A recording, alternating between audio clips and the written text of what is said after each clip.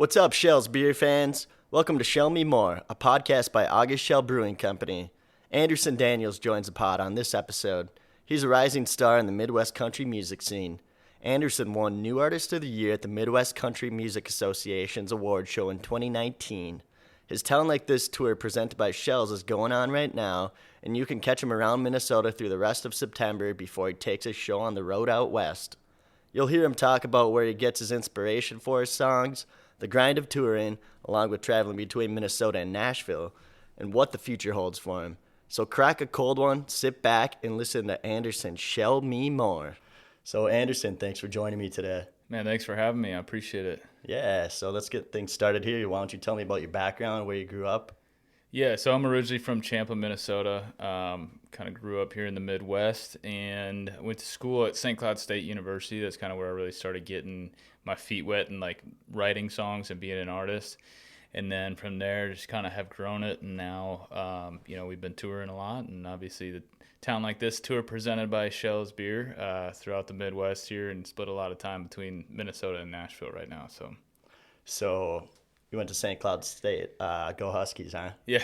I say that on stage, and you'll always hear some people cheering in the background. I bet, yeah. Even down in, we played shows in like Omaha, Nebraska before, and I've been like, went to school at St. Cloud State University of Minnesota. You hear a couple cheers in the background, so it's always funny to hear that. So is that where you got your drinking start then? As far as mom and dad know, yes. As far as the rest of the crew, yeah. St. Cloud State is where I got my drinking started, yeah. Pretty good drinking town over there. Not too bad, yeah. I've heard it's had its heyday kind of back in the 80s, but I think we had a good time there too when I was there, so. For sure. I bet they're still kicking it, having a good old time. Got to, right? Yep. So then what got you into music? Who are some of your influences? My dad was always kind of playing it when we were younger in the truck, so kind of grew up on, I'd say the king of country music for me, no disrespect to George Strait, but is Alan Jackson. He's kind of my dad's number one. I always listen to his records. Another couple, like I remember, just being young and hearing the early like Kenny Chesney stuff, early Brad Paisley, I would say. Toby Keith was always right up there. And then I would even say the first song that I ever sang was that Shania Twain one, that Honey, I'm Home and I've had a long, that one. So I'd say that's in there. But then kind of grew up on like a lot of rock music. So didn't come back to country until kind of, I guess I was in high school, and that's about the time like Eric Church and Jason Aldean were kind of right in their early primes, and Brantley Gilbert, and kind of started getting into that type of stuff. So country came around and became kind of cool again for me, just because it was the lifestyle that me and my buddies were living. And then obviously we had a soundtrack right there with those songs coming through the speakers. So for sure. And you're talking about entertainers. Holy cow, man. Like Eric Church and Jason Aldean, they put on a show. So is that kind of who you mimic then when you're on stage, or what's kind of the stage show like for you? Yeah, I knew, like, I would say the entertainment side of thing more so than anything else. I was always singing and I was always entertaining people. So putting all of that together, like, made me kind of find country music as my home, and especially the live show part of things. But yeah, I'd say, like, I study everybody. I mean, I'm talking everybody's live show. I'm going and I'm learning. I'm always learning. And, I would watch tapes of Jason Aldean's live shows or Eric Church's live shows. And even still to this day, I'll watch tapes, or even going to shows, like watch, other artists and see what they're doing and compare it to what I've been doing, or what I might like about it, what I see the crowd responding to, and then kind of adding that into my show in a way that reflects my brand is kind of is how I practice that, I guess. Some people kind of just say, oh man, you're just a natural born entertainer, and I think there's a part of that probably, but a lot of it is time. Watching film really is kind of what it is for me. So you got the game day tape on at home then, huh? Always. Yeah, I got, anytime somebody sends me a video of like us performing or something like that, the first thing I'm doing after a show is looking up, who's got a video of what we did, or how can I find out like how we did on stage. So yeah, I think Beyonce does the same thing. So I guess if I were to compare myself to anybody, it'd be Beyonce. But no, I'm just kidding. Hey, you've got the queen right there, right? Talking about Alan Jackson as the king, then you got Queen B. Yeah. Watching film, man, that's how you get better. Awesome. And so speaking of the king again, AJ, you just had a pre-party for one of his shows, right? Do you want to talk about that a little bit? Yeah, we did that with Shells and up at Truck Park in St. Paul, Minnesota, right across the street from the XL. They were giving away some tickets, and how badly I wanted to go to that show. I had a couple dogs at home that I had to get home to and let out. But, I mean, yeah, the King, he's just got the smoothest voice, the best songs, and will forever be a timeless classic. Definitely. What's your favorite tune by him? Man, I would say probably Drive for Daddy Gene is kind of like the first one that comes to mind in terms of just being like something that I remember being young. I love the way that song is written. I mean, as from a songwriter like perspective, it's the little things that you put into the songs. And so, that dirt strip where we dump trash off a Thigpen Road, I thought I was Mario Andretti, like that type of stuff just like gets me as a listener and as a songwriter myself. So if you're able to put that into a hit and have that live forever, it's something really cool. So walk me through your songwriting then. How does that take place? Do you keep like a pen bedside and everything, a little notebook in case you wake up from a dream? My notebook is pretty much the notes app in my phone.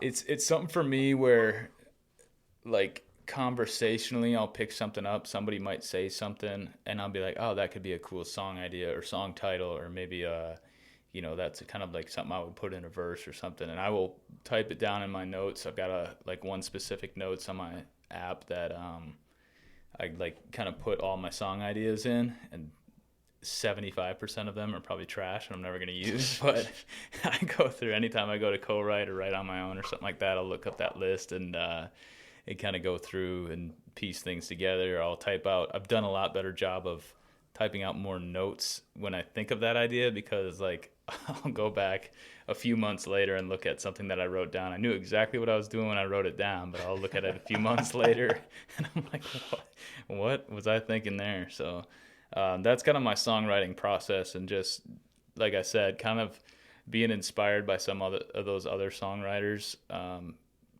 In terms of the music that I find appealing, that I find, that I'm listening to all the time and really hold that to a high standard, that's the stuff that I'm trying to do in my music. So do you remember how old you were when you first started writing a song, or like, do you remember what that first lyric was about or anything? Or? I remember when my grandpa passed away, I was a freshman in college, and I was, covering songs, picking up and putting down the guitar a lot. But that was when I wrote my first song, so it's kind of like a tribute to him. Awesome. And yeah, I guess, taking a silver lining out of a situation like that, I guess, is something that helped me write my first song. My brother was always writing songs, and he moved to Nashville after high school and kind of did the songwriter thing down there. So I learned some stuff from him. He was the one that kind of taught me the first couple chords on guitar, and I ran from there. So, that, I guess, yeah, my first song that I had ever written was kind of about that. And then from there, you just write a couple more and a couple more and a couple more that I probably thought were good at the time. And now I listen back to it and I'm like, what was I doing? But yeah, so here we are. So then once you're writing those songs, how do you go about getting into like the business? How do you get into these bars or clubs or festivals or fairs that you first start out at? Well, it takes a lot longer than I thought originally. I started going out to open mic nights. And it was like every Tuesday there was an open mic night in my college town, and I would go there, and no matter if I wanted to go or not that night, I pushed myself to go because I knew I was going to go work on my craft and I was going to make connections. So I was only going to get better by doing it. And then, through that, I would I'd maybe do because kind of these like singer-songwriter open mic night things that, you play like 3 or 4 songs, you kind of get like a 15-minute slot. So I'd go and maybe do a cover and 2 songs I wrote, or do 2 covers and a new song that I wrote, or something like that. And I could tell during the crowd's reaction if it was a good one or a bad one. But, for sure. Kind of doing that for a long time. And then you book your first gig, and then you learn how to book gigs, or you learn how to entertain a crowd for a longer period of time. And then to get where I'm at now has been a long process of like, I'm in Nashville all the time. We co-write down there. My first EP is all solo written. Everything since then has been co-written, which I think the songs themselves have gotten a lot better. And through that, the show has gotten better. And just, my experience over time, we've started to, really put together a show and put together a brand that, people can kind of get behind, and you can see that it takes a lot more than just being a good singer or a good songwriter and getting up on stage. It takes a lot of planning out the set list and having the right band behind you and kind of all that. So it's been a long process. I still have to pinch myself and remind myself, I know there's a lot of work to do in front of me, but I also have to take a step back and smell the roses a little bit, because I knew, where I was 4 years ago is where I am right now, and that's kind of something that I have to recognize, even though I'm always looking forward. So for sure. And then what would you describe as like your big break so far in your career? Was it when you were at St. Cloud, like somebody saw you, or how'd that happen? So I signed a 2-year publishing deal when I was still in college. My brother lived in Nashville at the time. That was kind of my first dip into like the business side of things, and I kind of learned a lot more about that process. I sent some songs that I've been writing kind of in my college dorm room down to some publishers that I knew of in Nashville, and one of them bit. We went down and recorded a record and put that out. So that was kind of like my first imprint as an artist, was to release my first ever like original music on streaming platforms and kind of have something to start building an artist career on. But I think probably the biggest like momentum point of my career so far was releasing Town Like This during the pandemic. That song kind of did a lot for me in terms of brought me to a new level of streaming numbers, recognition, touring wise. We got on a lot more bigger shows because of that, and just having a song that the audience kind of knows, like during our live shows, is something that's so refreshing, because you go in and you play some songs that they might not know, and you're really just like pulling teeth almost to try and get them to listen to it, which is, some people are really great at that and they love hearing undiscovered music, but sometimes people just want to hear what they know. So having a song that kind of did really well on streaming platforms, socials, that type of stuff helped out the rest of the career a lot. Well, it's got to give you a little breather on stage too, right? When they're singing back to you. Yeah, I know. Yeah. I mean, so right now we kind of put it up towards the beginning of the set, but it's like for a while we had it as the closer. So a lot of people are standing around all concert waiting for that one to play. So getting a little juiced up, getting a little loud. Yeah. Kind of waiting. They're always like, play that Town song or something like that. I'm like, we'll get there. Oh, that's awesome. Well, speaking of touring, can you just tell me a little bit about the grind of touring? I'm sure you have kind of your main crew that helps out with everything, and just if you want to talk about those people too, give them a little shout out. Yeah, so I mean, everything's kind of been done on my own so far in terms of booking and setting stuff up, but I got a great band behind me now, Logan Mayer, Bennett V, and Isaac Levy, that have been touring with me, and the guys that go on the road with us have kind of been rotating in terms of stage hands and TMs and stuff like that. But, when we go out to these shows, the chemistry of having a tight crew and a tight show is something that's just, you can't replace it. It's something that you're spending all day together or a couple of days together. If you're in 7 guys all in a van together traveling, you got to have the chemistry or the hang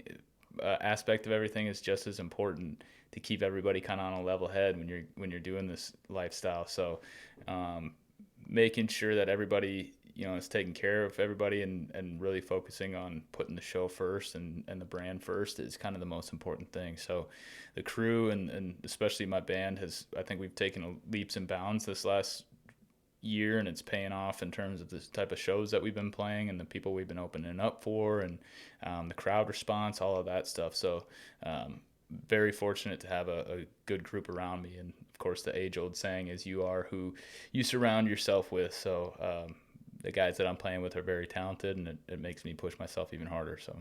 So where have you guys been so far on the tour this year? What are some of the spots that you've hit? So this summer, the Town Like This tour has been predominantly the Midwest. We kind of kicked things off earlier this year, and we went out to Denver and to Arkansas. So we've kind of been, a little bit further from home, and then kind of kicked off this summer run we did a show in my hometown. We did my EP release show, kind of around where I'm from, which was awesome. Then we hit the road a little bit. We went to Nebraska, Iowa, Wisconsin. which has been great, kind of predominantly in the Midwest, and then a lot of stuff in Minnesota here. It's festival season here in Minnesota, which is my favorite time of year. Oh, yeah, people are itching to get out. Yeah, we've been fortunate enough to do a couple of the big festivals, and we're kind of right in the thick of it. And so your tour, it goes through September, right? Yeah, through the end of September is kind of when it's so funny because September is the weirdest month for us to be the busiest in, but we're the busiest in September. So September is kind of really super busy. It calms down for a few weeks, and then we'll hit the road kind of outside of Minnesota and outside of the Midwest for a little while, for a few months, which, I always take some time off for duck hunting and stuff in the fall. But, to get outside of Minnesota and in the winter months is always a great thing. I mean, anywhere's got to be warmer, right? Yeah, always a good thing. I love to ice fish, though, so that's the one thing that keeps you coming home. Yeah, exactly. So then you were talking about all the hard work that you put in and everything, and you've seen, I mean, people have recognized you for that. You're the Midwest Country Music Association New Artist of the Year in 2019 and nominated for the Male Vocalist of the Year in 2020. Talk about those honors.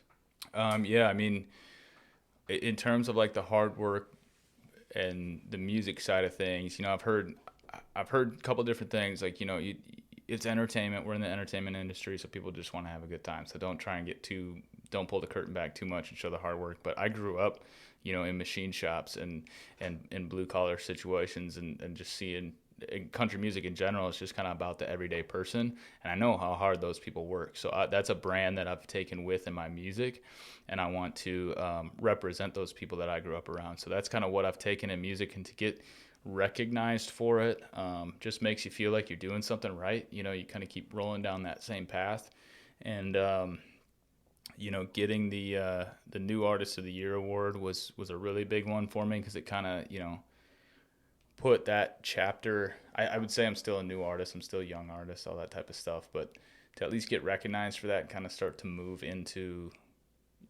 what's next and how can we keep that ball rolling was a big honor for me, and kind of a good push for me to keep rolling. So awesome. And you're talking about like the blue collar upbringing and everything, and kind of just surrounding yourself with those type of people growing up, and we see that here at the brewery too. I mean, we got hardworking farmers that are getting all of our product ready for us and everything. And so do you see that come through a lot in your music? I know you said that some of the lyrics and everything are kind of paying tribute to that, or how would you describe your sound? Is it like a Midwest country, or every like songwriting, every co-write that I have lined up, I always I think a lot of the writers now know my brand, but going into those writes early on, I always try and lay that out. Like, I am a lifestyle guy.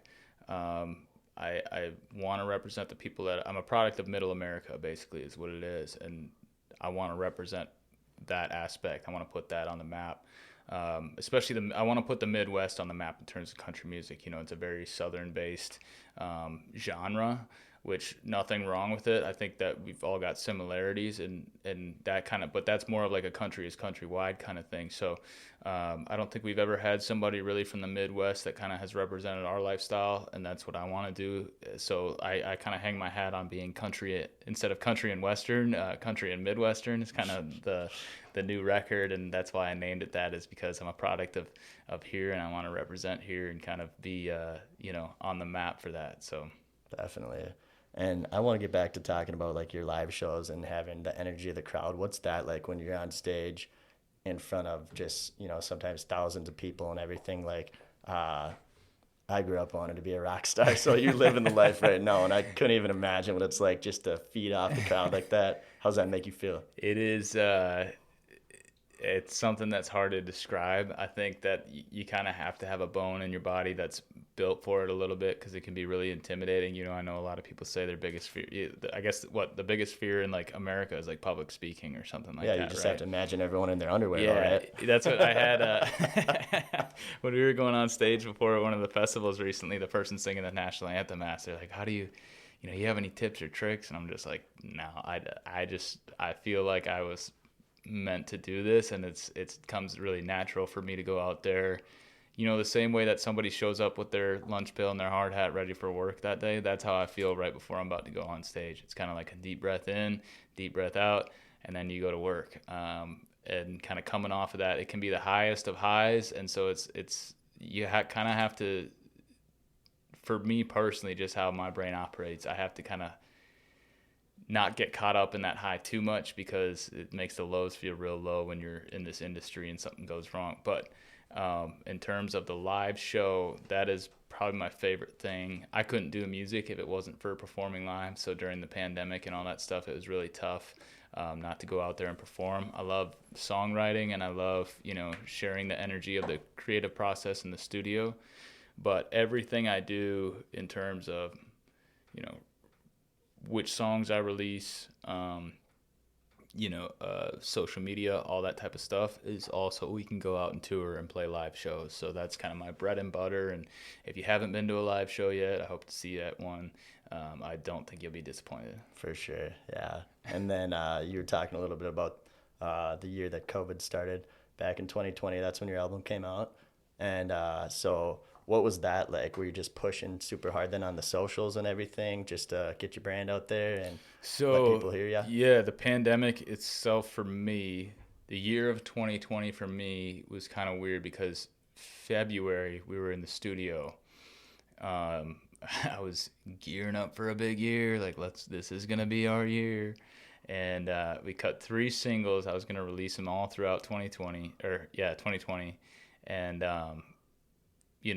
cut these songs, go home, play a couple shows. We went out to California for a show, and the world shut down. I didn't know if we were going to make it back to Minneapolis from California. Oh, no. Which I was okay with at the time. We stayed in Santa Barbara. I'm like, I could do another couple of weeks out here. Sure. But we got back. I think we had, a casino show lined up, and I saw other people were getting their gigs canceled, and I'm like, all right, if they cancel our show at the casino, like, I know something's wrong, because who's going to shut – at the time, I was like, who's going to shut a casino down, right. We ended up playing that show, and then the week after, kind of the world ended in a sense. But then it was like, I get these songs back from what we were working on in the studio. I don't know whether to put them out or not yet. I don't know what the world's going to look like. I don't know how that looks like if we can't go tour along with this music. But I'm fortunate enough that I put out Town Like This, I think in July of 2020. I get these 2 years mixed up all the time when I'm talking about them. Who doesn't? But put out Town Like This, and the thing just kind of like ran. I think a lot of people had a lot less distractions. They're at home. They really wanted to push. And, the opening line is about my hometown. So everybody from my hometown was all fired up about it, sharing, streaming, all that stuff. And we did a music video the next month that really did well. And fortunately, that song did really well for us during the pandemic. And then I released 2 more songs that year, which was the original plan in terms of releasing stuff. But in terms of touring, we were sitting on our hands. We couldn't do anything. So that was a tough part. A lot of live streaming, a lot of, like you said, like pushing on social media and whatnot. But it was a weird year. And then the summer of 2021, we were able to start coming back with some shows. And then this year's been fantastic. So I was nervous because we were getting a lot of momentum off of 2019, with the New Artist of the Year award and new music in the studio, all that type of stuff. And I was just worried that was going to die out with the pandemic, but it feels like we picked up right off where we were rolling before and kind of kept that momentum going. That's awesome. And so if you would have to pick a song that somebody should check out just to kind of get a feel for you and everything, is it Town Like This then? Or what are you thinking? Say, Town Like This is probably the widespread, most favorite in terms of me recording songs. My song Cheyenne, You Go Girl, and Damn Close are probably my 3 favorite that I've ever cut and put on a record. So I'd say, go listen to Town Like This if you want one song to kind of get your ears, get your beak wet a little bit, and then go check out those other ones for more of the creative side of me, I guess I would say. And where can everybody find you? Like, are you on Spotify, Apple Music, like everything? We are, I always love to say this, we're international when it comes to streaming platforms. You can find us anywhere in the world if you have Spotify, Apple Music, or Amazon, or Napster, whatever you're on. If it's 2004 and you're using Napster, that's totally fine.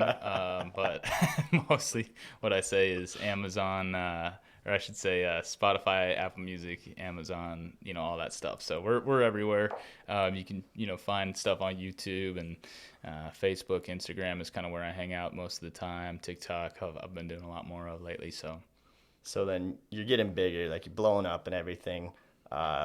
Who are some of the bigger artists that you've opened for, that you've collaborated with? Yeah, we were with Midland and Lauren Elena.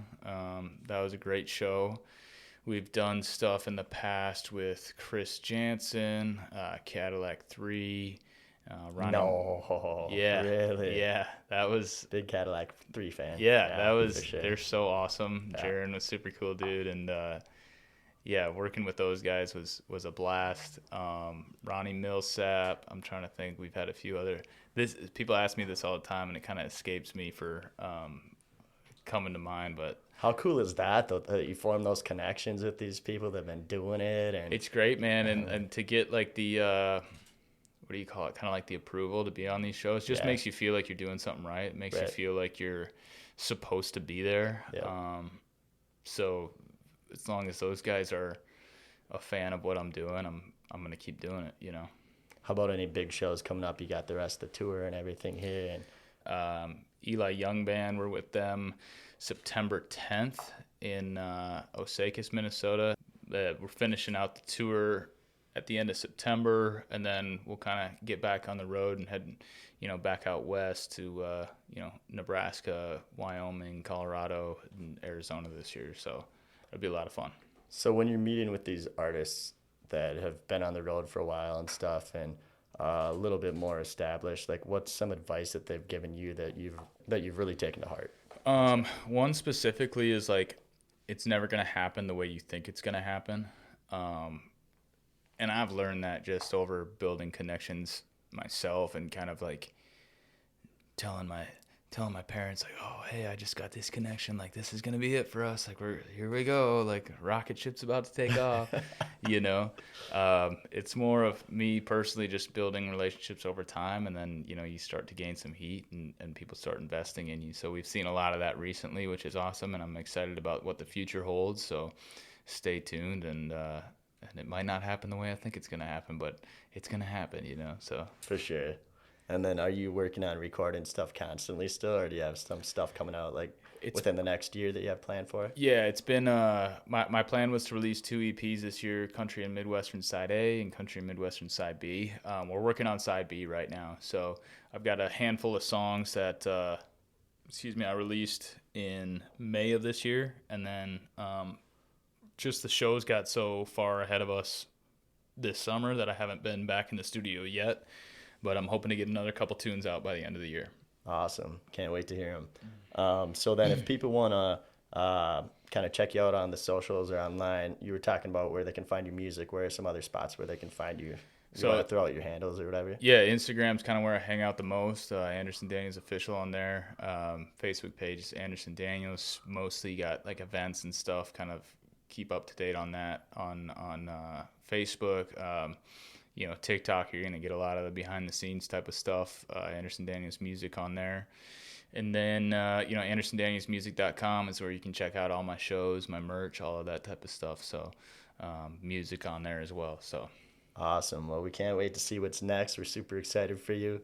And just thanks for joining me today, Anderson. Yeah, man, I've had a great time. Thanks for having us down here today. I know that we did the Schell's tour and everything, and I'm really excited to be a partner with you guys and kind of keeping this thing rolling. So appreciate you for having us. Yeah, definitely. Thank you. Now that you've heard from Anderson, go check out his website, listen to some of his Midwest country music, and head out to see him live. He puts on such an awesome high-energy show, and you definitely don't want to miss it. That's it for this episode. See you next time for another round on Schell Me More.